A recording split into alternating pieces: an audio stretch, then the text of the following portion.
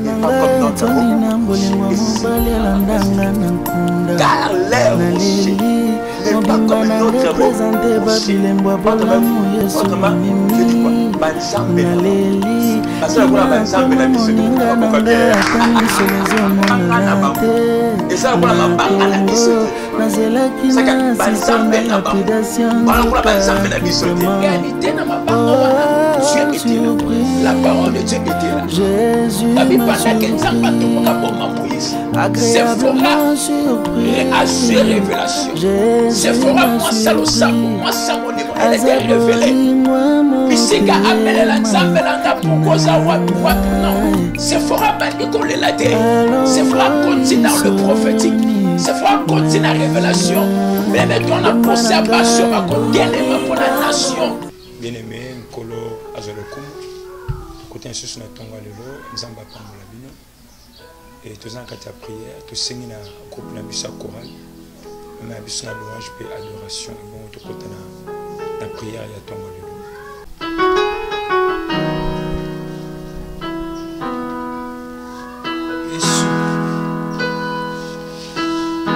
les Kenyans sont tous dans ma vie de biso ya Dieu.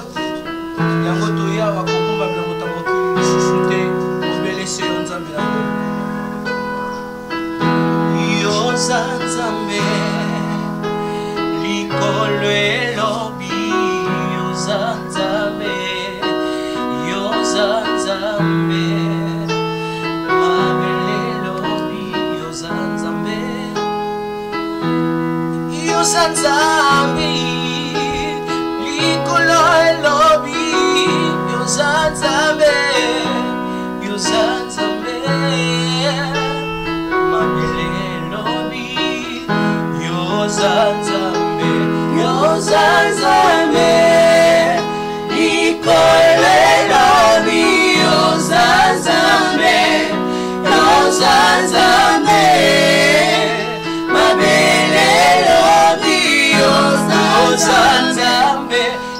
Zanzambe, likolo elobi, yo Zanzambe, mabele elobi, yo Zanzambe, basantu bayebi, yo Zanzambe, mabele elobi, yo Zanzambe, likolo elobi, yo Zanzambe, mabele elobi, yo Zanzambe, likolo elobi, yo Zanzambe, mabele elobi, yo Zanzambe, kolo mimonisa, nzambe alola, mimonisa, natonga lelo mimonisa, nzamba kiliti mimonisa, basantu bayeba yo natonga lelo mimonisa, natonga lelo mimonisa, natonga lelo mimonisa, natonga lelo mimonisa, natonga lelo mimonisa, natonga lelo mimonisa, yaka yo sala, yaka yo sunga, banguna basamba, bikanwa tomona, kolo yaka yo sala, yaka yo sunga.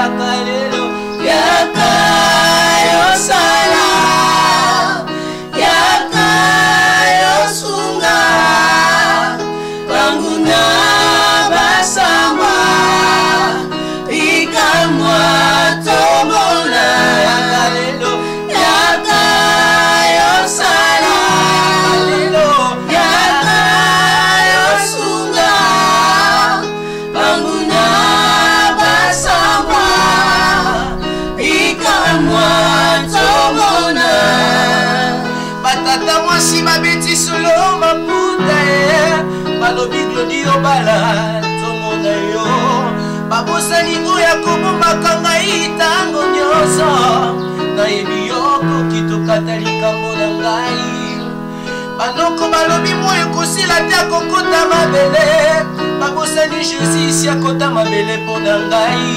yango nabeleli yo yokotila ngai nzambe aladi totatoli yo yakalelo yaka yosala yaka yosunga banguna basamba ikamwa tomona yakalelo yaka yosala yaka yosunga banguna basamba ikamwa tomona. Merci peuple de Dieu, que Dieu soit béni, tout le monde matin à biso. Et même thème tout est qui semaine passée tous au Koba, thème est la pierre des témoignages. Quand je parle de la pierre des témoignages, simplement dire que vie chrétienne c'est vie à témoignage, vie chrétienne c'est vie à miracle. Tu peux jamais marcher avec Dieu vu ne t'y crâne n'est moko. Bah yeko le batambo na nzambe ba mona bikamo na nzambe. Mutu nyosa kangama na nzambe mona bikamo na nzambe. La pierre des témoignages. Parce que nous sommes au candidat à Genèse 28, à partir du verset 18 à 19. Genèse 28, 18 à 19. Genèse chapitre 28, sur le verset 18 à 19. Amen. Jacob se leva d'un bon matin.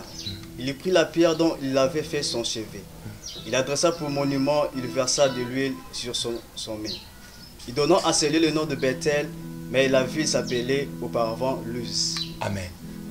Tout le monde Jacob, oh Bible zobeta biso du sol tanga wutina et pas papa na bango azokende vers ndako ya là-bas. Na Genèse 28 à partir verset 18 à 19 balobi azui libanga oya monaki bisika échelle bimaki bisika monaki ba ange bisika apasa ki nuina. Na Genèse 28 à 11 à 12 babi Jacob azui libanga wana après avoir azui où il a pakola maboko na 6000 libanga wana. To autrement dit apakola ngo huile. Pourquoi c'est tellement prophétique? Pour la Jacob a beaucoup de libanga wana, babi azui libanga wana, oh bisika monaki lo le fond, amaki monaki échelle, monaki ba ange, babi Jacob azui libanga wana. Pourquoi? Bien aimé, sur le temps wana nzambe, bisika o nzamba selo bola moko bosa na bola wana te. Parce que nous servons un Dieu, nzamba ba témoignage, la pierre des témoignages. Jacob a l'ingénuité libanga wana et bon ngaka boy. Deuxième sujet bibi a pesi bisika wana kombo, na kombo ya Bethel. C'est qu'auparavant, il y a Bethel était. Mais alors qu'il s'est passé là, Jacob combo ya Bethel et il y a quitté avant miracle, il y a après miracle. Mais ceux qui ne sont pas seuls au là, il faut le PC combo. Pour un PC qui est un combo, pour être un témoignage, pour être une histoire, même à la coupe génération et qu'il y a après. Parce que un jour, notre grand-père, à mon avis, nous avons bisika, à mon avis, ange bazo kita, à mon avis, échelle sika au milieu, à mon avis, les banques bisika, la pierre des témoignages. C'est très important. Babi azur huile. Azur huile a pas collé sur le colo, il y a les banques wana. Asime huile pena mavoko, c'est prophétique. Pour la Jacob a qui se huile a pas collé les banques sur la position de mavoko, parce que l'huile symbolise le Saint-Esprit. L'huile symbolise la puissance.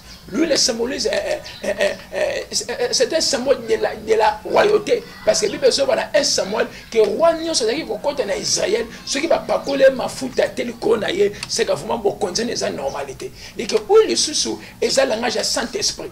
Et c'est prophétique. Pourquoi seulement Jacob a su huile, a sopé sur les bangana mafuta, a pas colon sur ce huile. Et ça prophétique. Pourquoi? Parce que Jacob tobo sonate que l'Indien a un des 12 fils d'Israël, les 12 tribus d'Israël. Et la tribu, on a des tribus Makassio et Siminga, et ça tribu à Lévi, la tribu il y a un Juda. Et que quand on parle de Lévi directement, on voit Marie, soit directement, on voit la tribu des sacrificateurs, pardon. Et que quand on parle de Lévi directement, on voit la tribu des sacrificateurs, directement, on voit des sacrificateurs. Parce que Tobo Sénateur, Joseph Azala qui n'a tribu il y a royauté, Marie Azala qui n'a tribu il y a sacrificateur.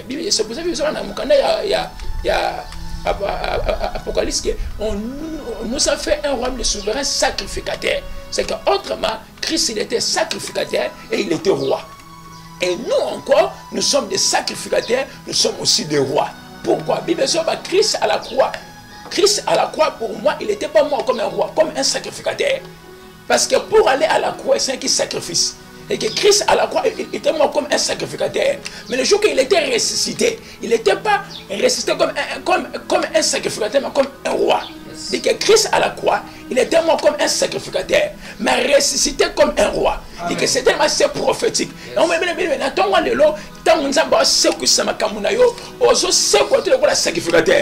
le roi.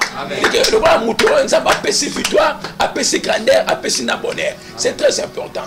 Mais encore, on dit que Jacob a joué un foot à parcourir les bangawana. À 6 000 maboko nae. Et alinga kite libanga wana ele garaboué azu kombo pe apesi bisirabi bakobenga bisira o bete. Pourquoi? Mutuni na tambo wana nzamba mona histoire te. Mais soko tambo wana nzamba faut témoigner. Yango na tongo wana zo sakola soki avayo oya ezanga ba kombo moko boye kanga famille na yo mais na tongo lelo yo ko pesa ngo betalité mais yo moko za na kombo yo ko saka nzamba asimbo o pesa ngo. Même si on peut son bénédiction, on peut son mariage, on peut son faveur, on peut son richesse. La pierre de témoignage. Pendant que Jacob a le capot qui est dans Moka là-bas, Azuli Banga, même la Genèse 28 à 11 à 12, Jacob il passait la nuit sur les rochers. Tant à l'aller le col, il y a les Bangawana à mon échelle, à mon ange, la pierre de témoignage. Troisième aspect. Il y a Jacob, toujours mon candidat, il y a Genèse 28, à partir du verset 20 jusqu'à 22. Genèse 28, 20 jusqu'à 22. Genèse chapitre 28, 20 à 22.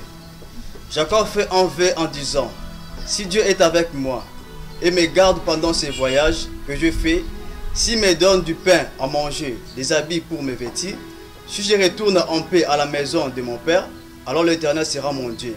Cette pierre que j'ai dressée pour monument sera la maison de Dieu. Alléluia. Je te donnerai, tu me donneras. Amen. Le même Jacob, à partir de Genèse 28 à 11, à mon libanga. Mais surtout, c'est que à tiki libanga, on a bandé kotambo na yango. Abi libanga on a monaki, la commission au monument.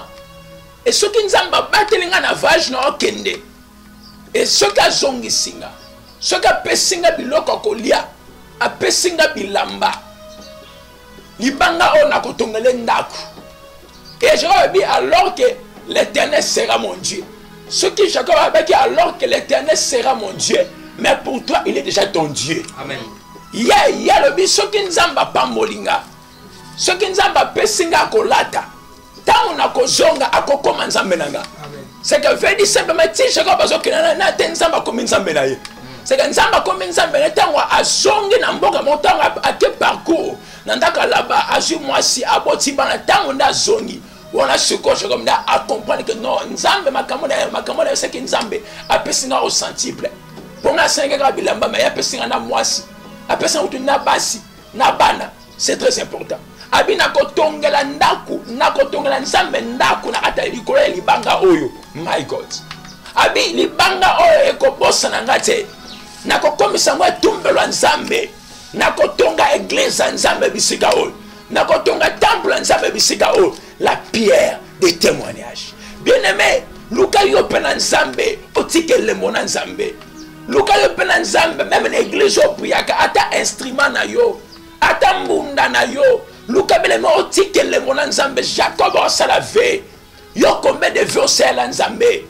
combien de fois on l'a pas, ce qui nous a pas singa mosala, na kosala boye, ce qui nous a pas singa libala, na kosala boye, ce qui nous a pas singa promotion, na kosala boye, mais on sala yangote.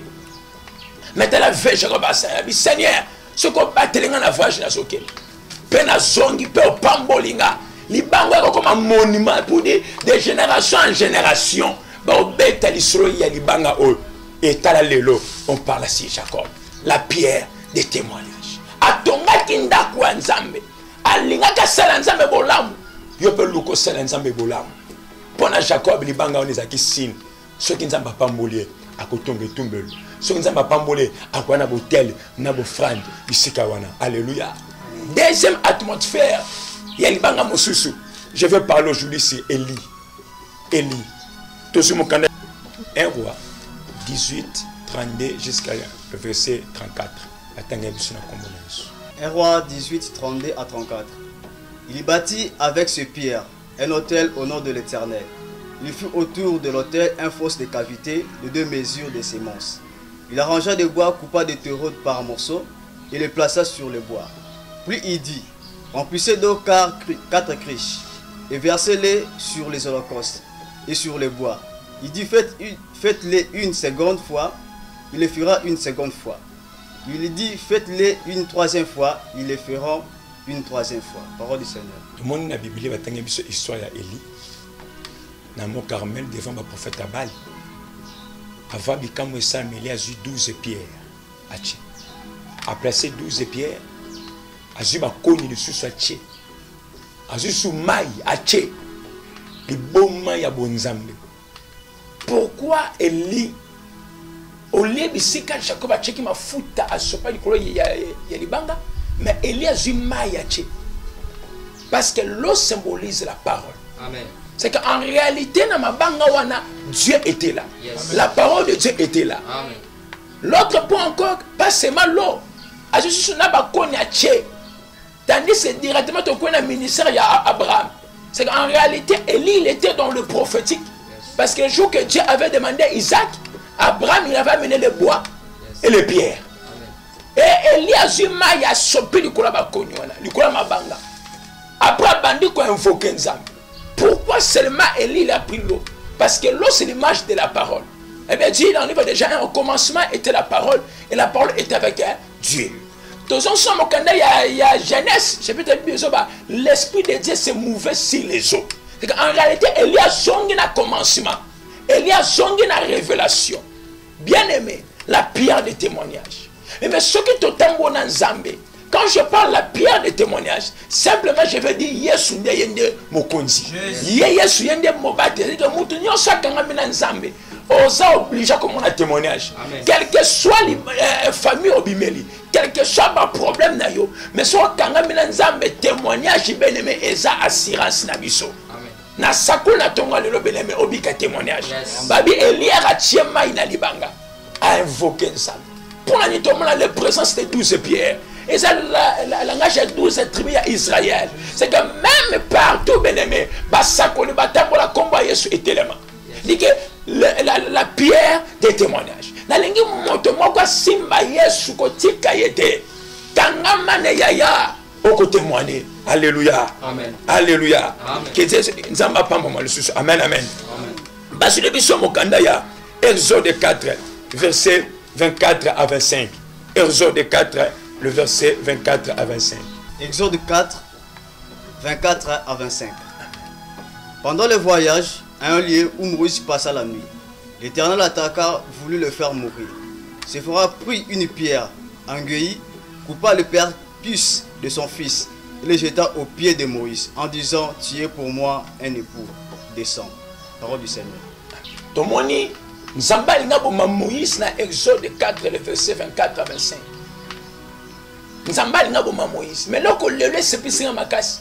Dans le verset 25, on parle de Séphora, la femme de Moïse. Elle a tonga lelo moi si moko lo sambo o mobala kenda ko bunga a telema na prière a zongi sa mobala makolo nzambe. Babi pendant que Nzamba tomboka boma Moïse, Séphora a eu révélation. Séphora moi ça lo sambo, moi ça molimo, elle était révélée. Bisika abele la Nzambe langa pourquoi oza wapi wapi. Non. Sephora bandi kolela te. Sephora continue dans le prophétique. Sephora continue dans la révélation. Mais toi, on a pensé à Basso Bakotelema pour la nation. Basso Bakotelema pour la Ndako. Bassimi Balabakotelema pour l'évangile.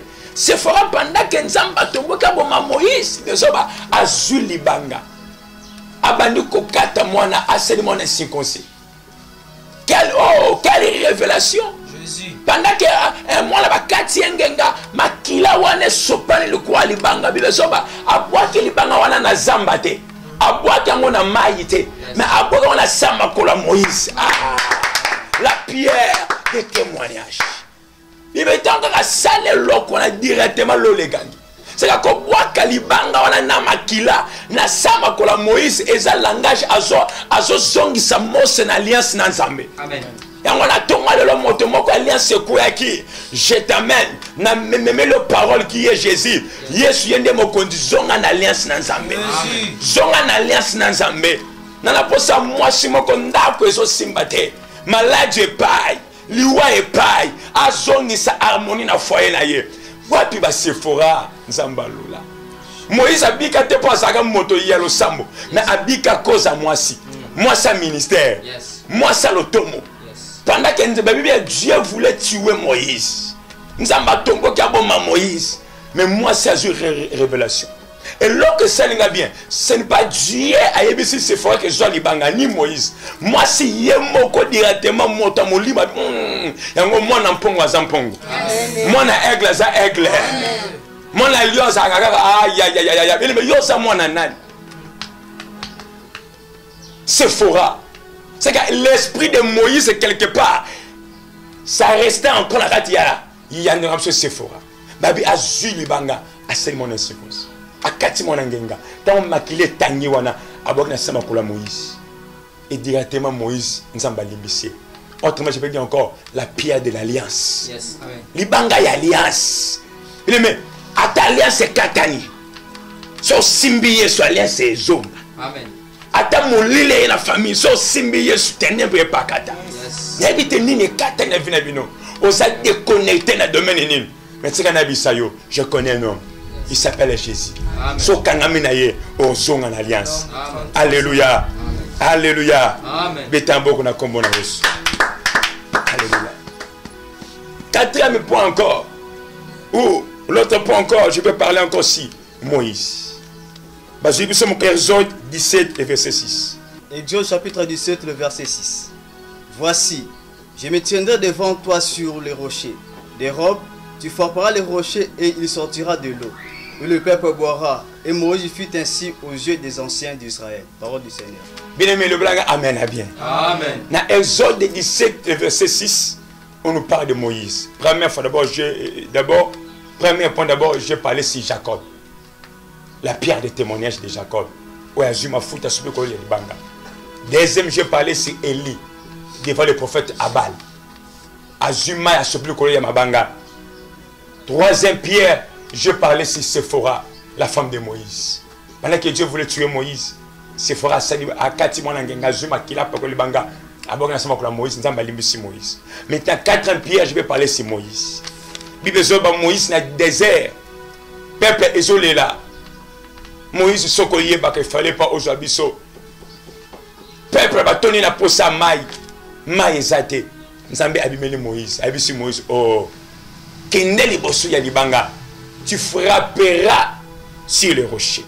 Okobeta nzeto zanango wana na ngati ya libanga. Tant okobeta mai ekobima. Bien-aimé, nous avons un Dieu. Même dans le désert, il agit. Amen. Même maintenant, moment où espoir est silio, yes azo sala. Mais je vais parler quelque chose. Ce qui Moïse a bêté qui nous était pour Maébima. Toi, tu ne peux jamais frapper sur le rocher. Parce que Christ est déjà crucifié à la croix. Amen. Alléluia. Amen. Parce que frapper sur le rocher, c'était réservé pour Moïse. Mais toi, tu es là pour parler sur le rocher. Amen. Non, si Moïse a frappé sur le rocher, moi je ne dois pas frapper. Moi je dois parler. Amen. Parce que mon Dieu à la croix, il a parlé. Amen. Parce que le véritable rocher que je parle, c'est Jésus. Alléluia. Amen. Parce qu'il a dit ce nombre 20. Le verset 8. Total Nzambe a frappé Moïse. Nombre 20, le verset 8. Nombre chapitre 20, le verset 8. Prends la verge et convoque l'assemblée, toi et ton frère Aaron. Vous parlerez à leur présence au rocher. Il donnera ses ordres, ses eaux, et tu feras sortir pour eux de l'eau. Du rocher, tu abreuveras l'assemblée et leur bétail. Parole du Seigneur. Amen. Le nombre 20 à 8, Moïse, vous parlerez sur le rocher, toi avec Aaron. Et puis, Moïse ne bisika aloba. Donc, comme le verset 10 à 11, Moïse frappa sur le rocher 2 fois. Moïse a frappé 2 fois à la place de parler. Pourquoi Moïse n'a pas parlé sur le rocher, Moïse a frappé? Moi, je dis, c'est normal. Parce que pour parler sur le rocher, ça demandait que Christ soit crucifié à la croix, afin que Christ parle sur la croix. Parce que le rocher, c'est Jésus. Parce que le fait que Moïse n'a pas parlé sur le rocher, Moïse a frappé sur le rocher, pour moi, c'est normal. Parce que Moïse, il était un homme de la loi. Parce que Moïse a frappé 2 fois sur le rocher. C'est une image de 2 tables de pierre. En réalité, Moïse était limité. Pour dire, si Moïse a frappé sur le rocher, nous, Nanayo, on doit parler sur la croix. Parce qu'un jour, David même a dit ça. Je lève mes yeux vers la montagne. D'où viendra le secours? D'où viendra les salis? Il commence à parler sur ça. Ce que ça sentait le bas maladie longwa. Ce que ça liwa le bas liwa longwa. Ce que ça prison le bas prison longwa. Na bandi kolobelo konyo se so tumbisa yo bisike za elongo na kombo na Yesu. Mais habiter oso traverser moment nini. Mais na longoli biloko so tumbisa yo na kombo na Yesu.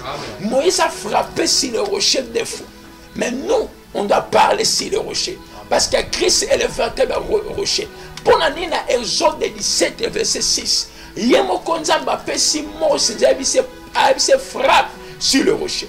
Maintenant, comme le nombre 20 à 8, Nzamba a changé langage. Non, tu frapperas pas sur le rocher, tu parleras sur le rocher. Parce que nous ne servons pas un Dieu de la monotomie. Chaque jour, Nzamba se révèle dans la dimension mosusu. Comme ça, Nzamba était, Lucas dimension est changé. Dimension période est matérielle parce que Dieu se révèle chaque jour. Et bien, dit, Moïse frappa sur le rocher 2 fois à la place de parler. Tandis que Dieu a parlé à Moïse, tu parleras sur le rocher. Mais Moïse a frappé. La confusion totale. C'est normal que Moïse a frappé sur le rocher.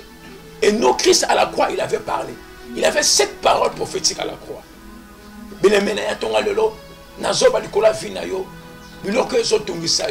Oh, sa solution, on a combiné.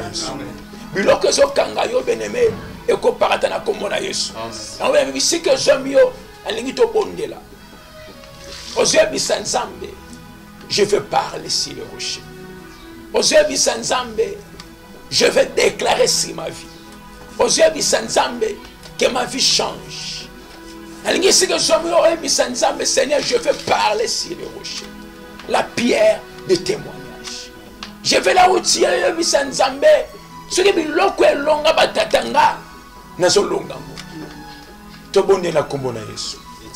Seigneur Père de grâce, toye liboso no samba lola. Nous voulons parler sur le rocher. Nous voulons parler sur le rocher parce que toi tu as parlé à la croix. À la croix tu avais parlé, Seigneur. À la croix tu avais prophétisé sur ma vie.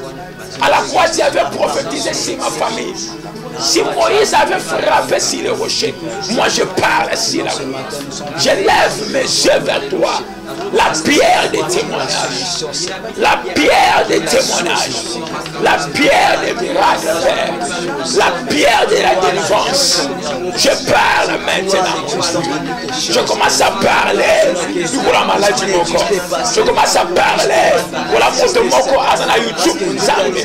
Moto moko azana prison. Moto moko azana troublé. Moto moko alemi Seigneur. Je parle maintenant. Seigneur, je parle sur le rocher.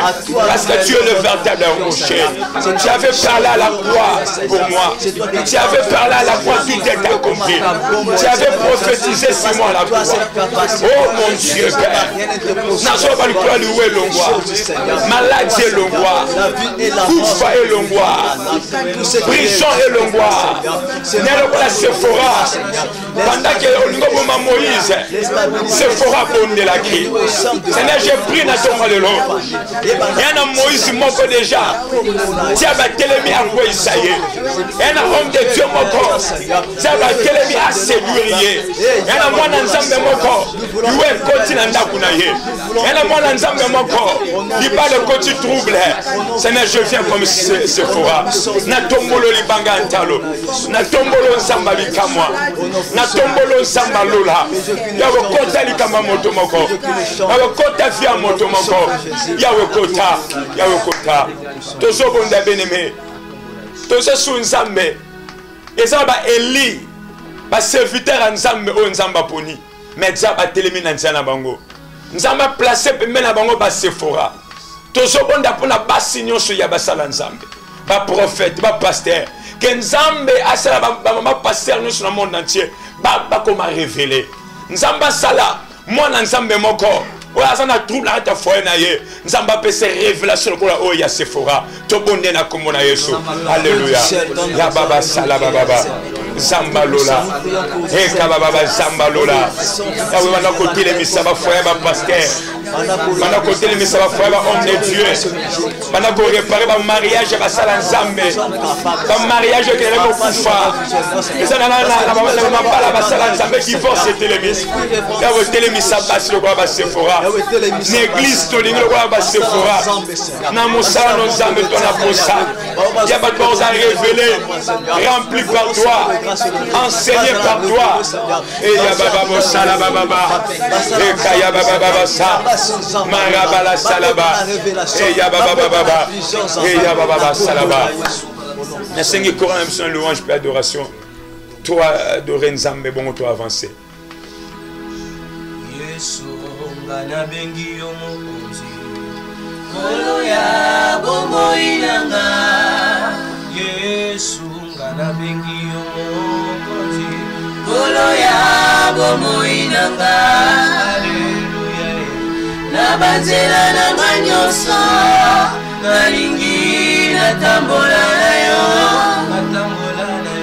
na banzela na manyoso nalingi natambola na yo Shilonga na bengi yo mokonzi kolo ya bombo inanga Yesu ngana bengi yo mokonzi kolo ya bombo inanga Alleluya na banzela na manyoso nalingi natambola na yo na banzela na manyoso nalingi natambola na yo nasobonda mpona moto nyonso oyo bitumba eleki ndelo bisika oza partout oza nasimbi globe terrestre na molimo na ngai mpe na foi nazomona monde entier moto nyonso azosouffrir bisika nyonso oza na Asie na Amérique na Europe na Afrique na Brazza na Canada na France na États-Unis na Angola na Luanda nazobonda lokola moto nyonso tika yo pokoma la pierre de témoignage soki lisolo na olobi ebetamaki te nazodeklare lobi lisolo yo ekobetama soki bata mokili balukaki bakunda yo me nadeklare osekwi na kombo na Yesu soki bata mokili balukaki basilisa yo nadeklare lisekwa eye na kombo na Yesu nayebi te balatisi yo témoignage nini bazobenga yo ndumba baobenga yo etula nayebi te bapeso bakombo nini. Mais ce matin, je connais un homme. Moto a changé le passé à moto, le présent à moto. Il s'appelle Jésus. La pierre des témoignages. La pierre des témoignages. Nazo Sako l'année 2020, aussi la beauté. Beaucoup témoigner. Il y a ma chèque, il y a motuya. Yo zangi ma bota, zo ma bota. Yo zangi promotion, zo promotion. Yo za troublé, zo kimia. Nazo Sako la 2020, aussi la beauté. Parce que je connais le Dieu que je sers. La pierre des témoignages. Ben nous sommes témoignés. Jacob a témoigné la Genèse 28. Élie a témoigné la Mont Carmel. Sephora na Exode 24 a témoigné. Ici Kanzamba Tombo Kabuma Moïse. Attaque mon sakola nzambe. Attaque un homme de Dieu. kufa no setele na kiyo na longola na kombo na Yesu kufa ba check na domaine nyonso na longola ngo ozola la tena butu ben somnuit ba femme de nuit ba serpent ba sirène habité ozo traverser ba butu ndengenini mais na sakoli répond na kombo na Yesu na sakoli répond na kombo na Yesu la pierre de témoignage na sakoli bisika batata ba échoua yoko échoué te. Si Moïse avait frappé sur le rocher des fois, mais toi tu dois parler. Et ce matin je parle sur ta vie, soyez fécond. Je parle sur ta vie, monte encore. Je parle sur ta vie, reçois la différence. Je parle sur ta vie, d'ici qu'on le marque au téléma pour Bible Zoloba, que les forts disent, que les faibles disent que je suis fort. Mais quand je parle la prière des témoignages, je veux simplement te dire, Moko tatamboa l'ensemble tika la bongo. Moko tatamboa l'ensemble vient échanger te. La Bible dit dans sa présence c'est quelque chose. Ça passe toujours. Laisse-que pendant que je déclare dans ta vie, biloko asike bana koleka. Entreprise na yo eyebana.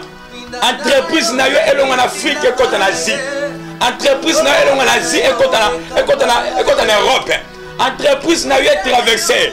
Ba projet na ngo ekokisama. Ministère na yo fongwama.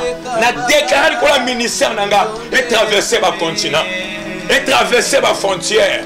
On a déclaré que la moto moko o esangesi ke sangezonga. Na déclaré le téléma. La pierre de témoignage. Nicolas Mboka nanga na déclaré makile ko tangate. Na déclaré Congo et ko kabolate. Congo et ko kwete. Je déclare la paix sur mon pays. Je déclare la restauration sur mon pays.